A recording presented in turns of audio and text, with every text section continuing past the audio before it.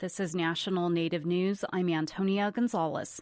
A First Nation leader says long-term funding is needed to help address violence and promote healing in Indigenous communities in areas of public safety, wellness, and child welfare programs, as the Canadian government gathers testimony on murdered and missing Indigenous women and girls. At a hearing in Calgary Monday, Chief Doris Bill of the Kwanlindun First Nation says services need to be culturally and community-based. Cultural continuity must be rebuilt on the foundation of our powerful stories, language, teachings, and the practices of our ancestors. Our best solution for healing are found in our communities. A person cannot invest in their own well-being and that of others if they are in constant fear of harm. Bill says in recent years, her community, which is located in the Yukon Territory, has made a significant impact in improving safety through a pilot project. She says the Community Safety Officer program helps prevent trauma and works with the wellness team by mediating disputes, providing rides to people in risky situations, and calls upon law enforcement and other service providers when needed. The officers have built trust within the community, says Bill, which has decreased crime, including prostitution and bootlegging. She says when they developed the program, they had to take a hard look at what was happening. The CSO program was developed in direct response to community members' concerns in public meetings that they were feeling unsafe in their homes and in the community. We heard of women sleeping with baseball bats by their beds. Entire families were sleeping in their basements because they were scared to go outside or sleep upstairs. Bill says they're pursuing funding options to maintain the program.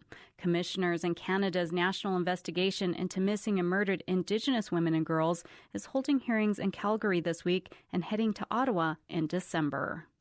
TransCanada is asking a federal court in Montana to allow work to continue on the Keystone XL pipeline. Earlier this month, an order by Judge Brian Morris stalled the project, ruling the Trump administration relied on outdated information when it overturned the Obama administration's decision to deny the pipeline a permit, noting thousands of acres still have to be surveyed for environmental and cultural impacts. The Associated Press reports the company is asking the judge to allow pre-construction to continue. A telephone conference is planned for Wednesday. Tribal and environmental groups applauded the project's delay. Tribes say there needs to be government-to-government consultation on the project. In Nebraska, the trial is expected to begin this week for former Omaha police officer Scotty Payne for his connection to the death of Zachary Bearheels. Bearheels died in June 2017 while in police custody after being shocked with a taser and punched more than a dozen times. The Native community has since called for justice. The Omaha World Herald reports Payne is one of the first Omaha police officers to face criminal charges out of a grand jury investigation.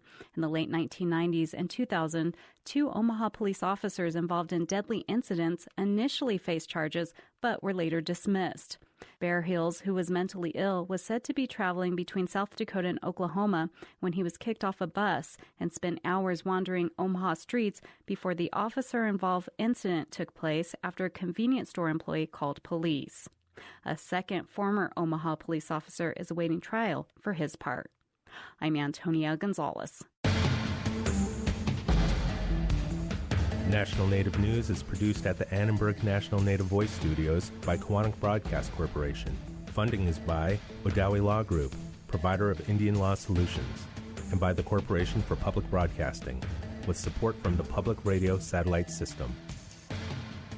Support by Ramona Farms, offering wholesome and delicious foods from our heirloom crops as our contribution to a better diet for the benefit of all people. We are honored to share our centuries-old farming and culinary traditions online at ramonafarms.com. Support provided by BNSF Railway. BNSF is proud to be a gold-level memorial donor for the creation of the National Native American Veterans Memorial in Washington, D.C. More at americanindian.si.edu. Native Voice One, the Native American Radio Network.